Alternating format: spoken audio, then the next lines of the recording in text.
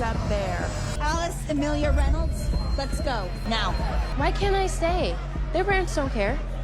Maybe their parents don't love them. I don't know. Let's go. Alice, you can't leave so soon. The party's just getting started. Let's go. What is the cable broken? Is that why you boomers are out this late? Say hi, boomers. Boomers. Yes, Karen. Karen? Guys, listen, just give us some room, okay? So I can take my underage daughter out the club. Dad! She looks old enough to me. Let's go. It's over. Not so fast.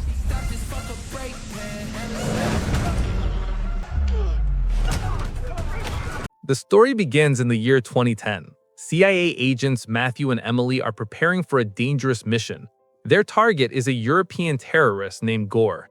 They have to infiltrate his house and steal the ICS, a powerful device that controls some of the world's most critical systems.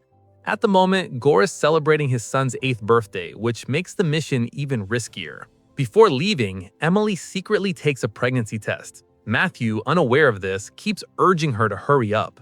When they arrive near Gore's house, Emily insists that Matthew leave his gun inside the car. This is a children's birthday party, and if gunfire starts, innocent people could get hurt. Their boss, Chuck, briefs them that they must pose as a French couple dealing in weapons. As Matthew and Emily walk inside holding hands, Chuck immediately senses that something more than acting is going on between them. He tells them that sending both of them together might have been a mistake. Emily brushes it off, saying they are only acting for the mission. Chuck warns them that if they get caught, they should come up with a very convincing lie. Inside the house, Emily sprays a chemical substance onto her hand. When Gore takes her hand and kisses it, his fingerprints are captured and his voice is recorded through Emily's watch. Chuck keeps guiding them through the building, telling them where to go and how to avoid suspicion. Soon, Matthew and Emily reach Gore's office. Using the stolen fingerprints and voice sample, they open the safe and retrieve the ICS. But the moment the safe opens, a silent alarm is triggered. Guards rush in and Matthew and Emily fight back fiercely, taking them all down. After escaping, Chuck sends them to a secret location where an MI6 agent named Baron Andrews is waiting for them. Baron is Emily's ex-boyfriend, and he has arranged the jet for their escape. Chuck clearly instructs them not to tell Baron anything about the ICS, saying that no one can be trusted. Baron greets Emily warmly, but his behavior toward Matthew is cold and strange. There is obvious tension between the two men, and it is clear they dislike each other. Despite this, the plane soon takes off. With the mission almost complete, Matthew suggests celebrating with champagne. Emily refuses to drink, which makes Matthew suspicious. He asks what she is hiding from him. Finally, Emily reveals the truth. She is pregnant. To prove it, she shows him multiple test kits. Matthew is shocked at first, but he is also happy. He tells her that he would love to start a family with her. Their happiness is suddenly interrupted when Emily feels nauseous and rushes toward the restroom. A flight attendant stops her and says the bathroom is out of order. Since the flight is 11 hours long, this sounds very strange. Emily quietly signals Matthew. Suddenly, the flight attendant pulls out a gun and demands the ICS. Matthew distracts her by tossing the device into the air. Seizing the moment, Emily attacks, disarms her, and soon more attackers reveal themselves. A brutal fight breaks out inside the plane. In the chaos, the same flight attendant loads a bullet into her gun and prepares to shoot. Matthew pushes her at the last second, causing her aim to miss. The bullet hits the pilot instead. The plane immediately goes out of control. The attacker grabs a parachute and the ICS and runs. But before she can escape, the plane crashes into a mountain and she is sucked out of the aircraft. The plane is about to crash completely, and escaping is the only option. Matthew puts the last parachute on Emily and tells her to take care of herself and the baby. Emily refuses to leave him behind. She wraps her legs around Matthew's waist, opens the parachute, and both of them survive. After landing safely, they realize that living a normal life as agents is impossible. The explosion was massive, and everyone will assume they died in the crash. They decide that disappearing is the best choice. Matthew says it is easy for him since he has no one, but Emily would have to leave her mother forever. Emily says it will not be that hard, as she never had a good relationship with her mother anyway. The story then jumps 15 years into the future. Matthew and Emily are now living a quiet life with their children. Their daughter, Alice, has a sharp and rebellious personality. She does whatever she wants and rarely listens to her parents. Their son, Leo, is shy and spends most of his time with gadgets. One morning, while dropping the kids at school, Emily suggests watching a movie together at night. Alice ignores her and says she's going to a friend's house to study. After dropping them off, Matthew and Emily secretly watch their children using binoculars, acting like spies again. After a while, Emily notices Alice with the same boy once more. Matthew feels uncomfortable spying on their own kids and tells Emily to let them live their lives. Emily insists that Alice lied about studying and went somewhere else. Matthew still tries to stop her. By accident, a sticker falls off the laptop, revealing a clue. Emily types in the password, "Mom sucks," and the laptop unlocks. She gets furious, but reads the messages anyway. She finds out that Alice is going to an event called Chemical Apocalypse. When Leo hears this name, he explains that it is a club party full of drugs and alcohol. Alarmed, Matthew and Emily track Alice's phone and reach the club. Inside, they see Alice dancing in the VIP section. Emily walks straight up to her and orders her to come home immediately. Some boys nearby start mocking Matthew and Emily, calling them old. Things escalate when one of the boys grabs Alice's hand to stop her from leaving. Emily loses control, grabs the boy by the neck, and smashes his head against the wall. A fight breaks out. Matthew joins in, and together they take down the entire gang within minutes, including their leader. Soon, they realize someone recorded the fight. Matthew quickly grabs a phone and deletes the video. On the way home, they admit they found out through Alice's laptop. As punishment, Alice is grounded for several days. Furious, Alice threatens to choose a college so far away that she will never see them again. Matthew and Emily yell at her, and Alice snaps back, accusing them of lying. She asks how they learned to fight so well. Emily weakly claims they took a couple of taekwondo classes. Alice scoffs, saying that is impossible. Later, Emily admits to Matthew that she misses her old agent life. Matthew reminds her that they gave everything up for their family. Jokingly, they start play fighting, reliving their old days. Meanwhile, Alice argues with Leo for revealing her location, but Leo lies and denies it, secretly enjoying her trouble. The next morning, their former boss, Chuck, suddenly appears at their house. Matthew's shocked and asks how he found them. Chuck explains that the club fight video is trending online. Emily urges him to come inside, but Chuck says there is no time. He reveals that Baron was a traitor and is now working with Gore to hunt them down. Chuck warns that if he could find them so easily, Gore probably knows their location too. Emily does not understand why they're being hunted after all these years. Chuck explains that the ICS was never found in the plane wreckage, so Gore believes they still have it. Before Chuck can say more, a sniper shoots him in the neck. Gunmen surround the house and open fire. Luckily, the kids are at school.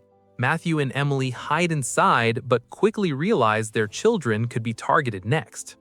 They rush to the garage. Matthew rigs one car so it smashes through the door and crashes into the attacker's vehicle. Then Matthew and Emily escape in another car with the goons chasing them. Emily wonders how they will prove they don't have the key. Matthew hesitates, then admits that he hid the ICS at Emily's mother's house years ago, knowing it would be secure there. As the mercenaries close in, Matthew throws a homemade Diet Coke and Mentos bomb into their vehicle. The driver loses control and crashes into a truck. With the danger gone for now, Matthew and Emily rush to the school and pick up their kids, who are confused and scared. Without explaining anything, they take them straight to the airport. At the airport, the kids ask why they're suddenly going to England. Emily says they're going to visit their grandmother. Alice explodes, accusing Emily of lying, saying she was told her grandmother was dead. Matthew steps in to calm things down. On the plane, Emily wants to tell the kids the truth, but Matthew says they should wait. The next day, they arrive in London using fake passports. They take a bus to a parking lot. Matthew notices a suspicious man and signals Emily. As they get off the bus, Emily deliberately bumps into the man and steals his car keys, passing them to Matthew. Matthew brings the car around and tells the kids it's a rental. They don't realize that one of Gore's men was also on the bus, secretly sharing their location. Using airport cameras, Baron learns that they have returned. He tells his team that he's been searching for the ICS for 15 years and orders them to find Matthew and Emily. He also tells his assistant to keep an eye on the kids, knowing they'll make mistakes. Inside the car, Matthew and Emily take the kids' phones and destroy the SIM cards. Suddenly, the car runs out of fuel. Leo complains that he's hungry, so they stop at a gas station. Matthew gives the kids money to buy food.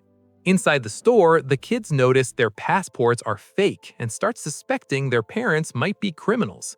Alice realizes Leo's gaming device has internet access and asks him to search the name on the passport, Jeffrey Baker. They discover that this person died in 1952, making their suspicions even stronger. Outside, Matthew and Emily are still planning their next move when Gore's men arrive, and Baron also gets their location. Before the attack begins, Matthew sets the fuel hose on fire, using it as a weapon against the enemies. Emily grabs a gun and starts fighting back.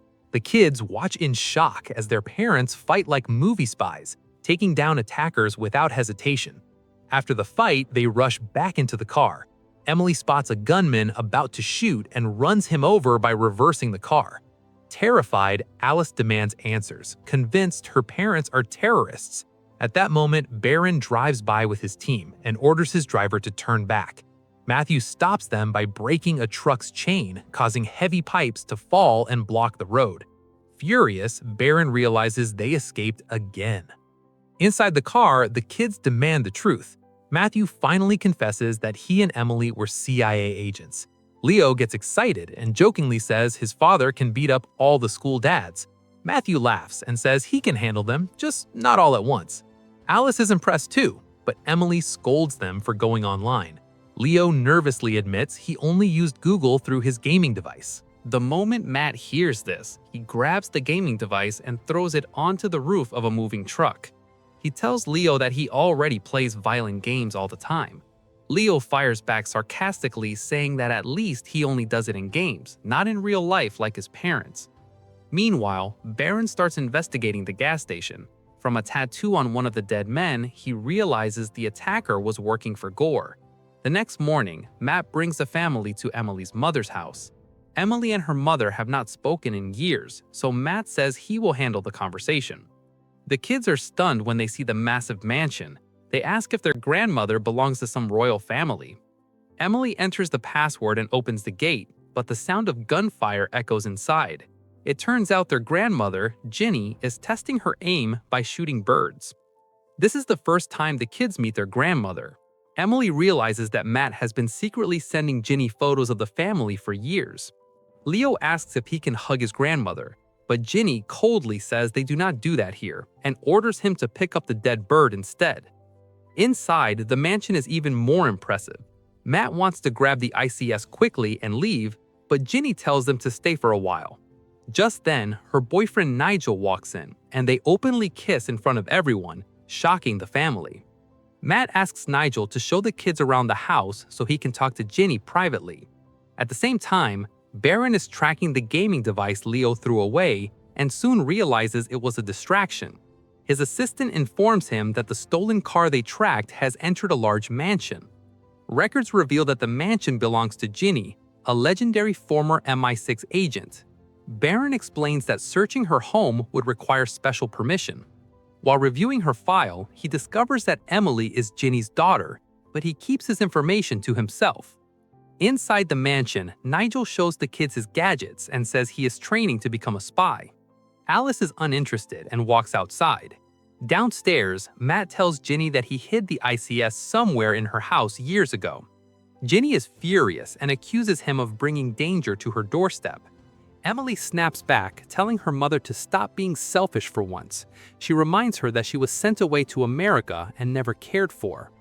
Emily says that the day she found out she was pregnant, she decided she would never raise her children the way her mother raised her. Ginny fires back, saying it clearly did not work out well, since Emily's own daughter hates her. Emily is shaken because part of her feels it might be true. Alice, watching from a distance, sees her mother upset and feels ashamed of herself. Soon, Matt and Emily go to retrieve the ICS, while Alice approaches her grandmother and says she does not hate her mother and asks her not to say such things again. Jenny smiles and says no child truly hates their parents. They just get angry sometimes, and that Emily is a far better mother than she ever was. Suddenly, armed men blow open the gates and storm the compound. Unaware of this, Matt takes Emily to the old wine cellar where he hid the ICS 15 years ago. They hear a helicopter outside and realize the attack has begun. They rush inside and find Ginny and Nigel tied up. Emily frees her mother, and she and Matt run to find the kids. In the main hall, they face several armed men holding Leo and Alice at gunpoint. Realizing they cannot fight so many enemies at once, Matt gives in and says the ICS is with them and he will hand it over if the kids are released. At that moment, a familiar face appears, Chuck. They are stunned to see he is alive. Chuck reveals that Baron is innocent and that everything they saw earlier was staged. After the plane crash, Chuck was blamed for the failed mission. His career was destroyed, and now he wants revenge, along with the key. Chuck takes the ICS and has his hacker verify it. The guards check Ginny, believing she is still tied up. Seizing the moment, Ginny pulls out a hidden tranquilizer gun and knocks out multiple soldiers. When more attackers arrive, she fights using knives and kitchen tools. During the chaos, Nigel is shot. Elsewhere, the distraction allows Matt and Emily to start taking down enemies, but Chuck keeps his gun pointed at the kids. Suddenly, Matt and Emily are attacked from behind and knocked unconscious. When they wake up, Ginny is there, but it's too late. Chuck and his men have kidnapped the kids using a helicopter. CCTV footage shows the escape, but the helicopter number is unclear. Matt notices Leo giving a thumbs up to the camera and realizes he is showing his fitness tracker ring. Matt logs into the account and tracks the signal. The kids are at an art museum. That night, Matt and Emily suit up and head to the museum. Security is tight, so they leave their weapons outside and sneak in. Chuck demands a huge amount of money from Gore for the ICS. Gore feels betrayed and orders his men to get the key at any cost. Chuck takes the buyers to the rooftop and instructs his hacker to shut down London's power. Within seconds, the city is plunged into darkness, including the museum. Matt and Emily realize Chuck is demonstrating the power of the key and guess he must be on the rooftop. They spot Gore's men entering an elevator and ride along with them. On the rooftop, Chuck proudly explains that the key can even control the naval barrier that protects the city from flooding. As the barrier begins to open, panic spreads among authorities. Matt and Emily reach the top floor, but are blocked by armed guards. They fight their way through and take them all down. Impressed by the power of the key, one buyer agrees to purchase it for $50 million. Just then, Baron arrives with his team. Matt asks how he found them. Baron says tracking international fugitives is his job. Emily pleads with him not to do this now, as their children are in danger. Baron surprises them by saying he will not arrest them, especially after learning they protected the key from falling into the wrong hands. Realizing Chuck is the true mastermind, he offers to help them. Together, they storm the auction area. Chuck escapes, and Matt and Emily chase him, while Baron's men fight the remaining guards. Chuck orders his team to take the kids onto a boat and joins them. Gore's men try to stop Matt and Emily and demand the key, but laser sights suddenly appear on their faces. Ginny is there, holding them at gunpoint. Terrified, Gore's men surrender. Matt and Emily grab motorcycles and chase the boat. Gore's backup team follows them, forcing Matt and Emily to split up. Matt uses his expert driving skills to lose his pursuers. Emily knocks her attacker off his bike and jumps onto a speedboat. Soon, Matt joins her, and together they close in on Chuck. Chuck tells his hacker to take the key to the safe house, but Nigel, waiting for Ginny in a truck, spots the hacker and crashes into her vehicle, knocking her unconscious. He grabs the key and informs Ginny. Ginny orders him to close the barrier immediately, but Nigel panics as error messages flash on the screen. Just then, Matt and Emily reach Chuck's boat and begin throwing his men into the water. Nigel finally focuses and carefully starts closing the barrier. Realizing a collision is inevitable, Matt and Emily put life jackets on the kids and throw them into the water for safety. They confront Chuck together, shove him onto the boat, and jump into the water at the last second. Chuck's boat crashes into the barrier in a massive explosion. With the danger over, the family is finally safe. Matt praises Leo's quick thinking, and Emily tightly hugs Alice. Moments later, Ginny arrives, and Emily hugs her as well. At last, everything is right again, and the entire family is together. If you enjoyed the video, don't forget to like, subscribe.